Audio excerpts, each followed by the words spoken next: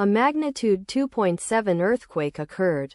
Sulawesi, Indonesia. 18 kilometers W of Poso, Indonesia or 95 kilometers SA of Palu, Indonesia. On Sunday, the 17th of August 2025, at 7 hours 55 minutes and 38 seconds local time.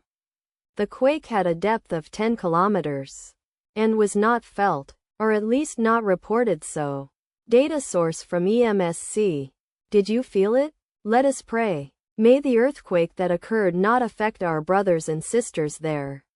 May the earthquake not happen again. And may God protect everyone. Amen.